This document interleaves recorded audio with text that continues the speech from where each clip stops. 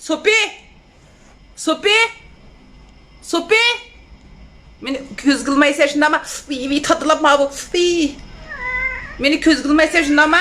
Kırmaz. Xapçımı Sopi, ben sana da qasil balam demeyim di.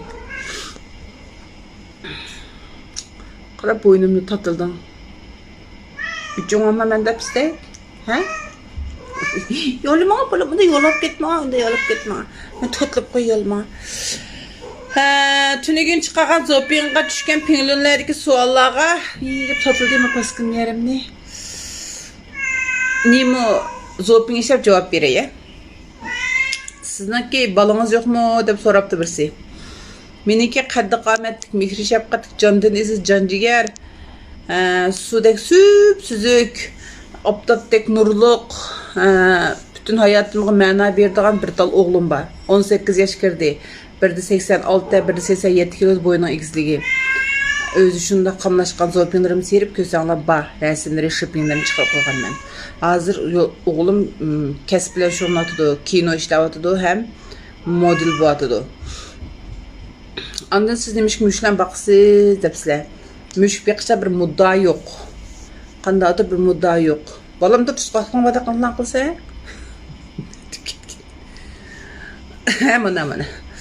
Müşk bir mudda yok. Yaxşı görmeye bakma. Amraq men bakma.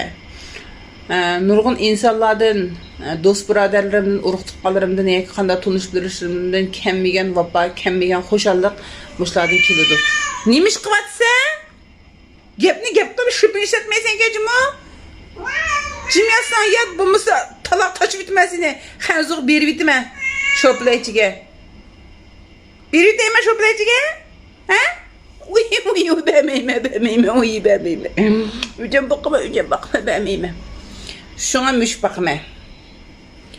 Müşlardan xoşalıq tapalayma, hatırcımlık tapalayma, pakızlık, rahatlık tapalayma. Anda müşteri olsun pok fırmamdı, depti. Aval siz çiçi pokunuzu fırap yakın. Qayız bir pok fırmaydı ki. Özünüz çiçi bir dümitip fırap baksanız bilirsiniz. Pok degen fıraydı. Vaqt tazlap dursa, şavdoq dursa yani fırmaydı. Siz mi oburxan çiçi pokunu mandır etmesiniz fıraydı. Sonunda tip mandır etsiniz, yıkıp gelse fırmaydı. Şuna oxşaşlam. Endi bular özünün pokunu tazlayamagan diken, bizden kolumuzga telinip qalgan. Şuna biz tazlap koymiz. Şuna dostlar, ben Zopi'ni çıkarsam, tetten suallarını sormanlar.